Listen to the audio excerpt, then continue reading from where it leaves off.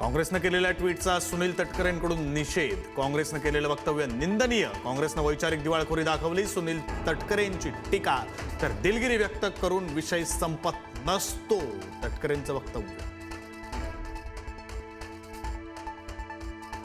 नाशिकमध्ये राष्ट्रवादीचं काँग्रेस विरोधात आंदोलन. सुनेत्रा पवारांच्या गुंगी गुडिया उल्लेखाचा राष्ट्रवादीकडून निषेध.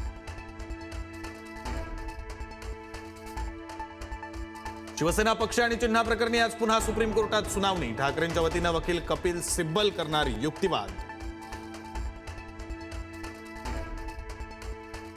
गुंगी गुडिया म्हणत काँग्रेसचे उपमुख्यमंत्री सुनेत्रा पवारांवर टीका. सुनेत्रा पवार अजून किती दिवस गुंगी गुडिया बनून राहणार, काँग्रेसचा सवाल.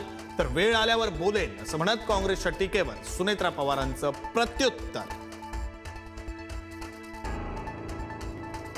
सरसंघचालक मोहन भागवत उद्या साधणार तरुणाईशी संवाद. मुंबईमध्ये भागवतांचा उद्या जेन झीनशी संवाद. बीकेसीतील नीता मुकेश अंबानी सांस्कृतिक केंद्रामध्ये विशेष कार्यक्रम.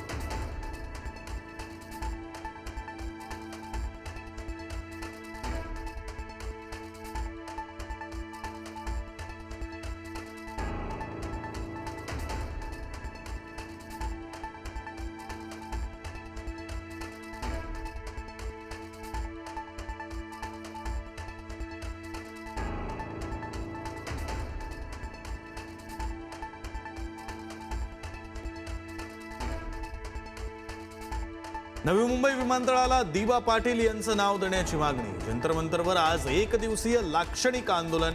खासदार बाळामामा म्हात्रेंच्या नेतृत्वात आंदोलन.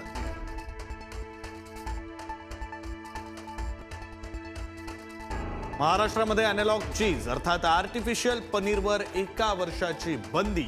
एफडीए आयुक्त तुकाराम मुंढेंकडून राजपत्र जारी. आता आर्टिफिशियल पनीर विकल्यावर होणार कारवाई. नाशिक शहरामध्ये पुन्हा खड्ड्यामुळे भीषण अपघात. 2 गंभीर जखमी. खड्ड्यात साचलेल्या पाण्यामुळे खड्डा न दिसल्यानं दुचाकी घसरून अपघात. कोल्हापुरातल्या कळंब्यामध्ये जिलेटिन स्फोटानं बंद बंगला उद्ध्वस्त. मिळकतीच्या वादातून स्फोटाचा संशय. शेजारच्या 3 घरांचंही मोठं नुकसान.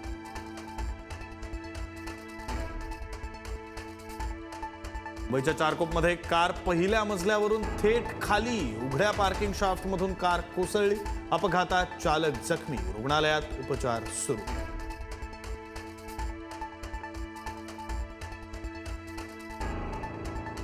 सिंधुदुर्गातील आंबोली धबधबा आजही पर्यटकांसाठी बंद राहणार. सह्याद्री पट्ट्यामध्ये अतिवृष्टी होत असल्यानं प्रवाहासोबत दगड वाहून येण्याची शक्यता. पर्यटकांच्या सुरक्षेसाठी आंबोली धबधबा तात्पुरता बंद.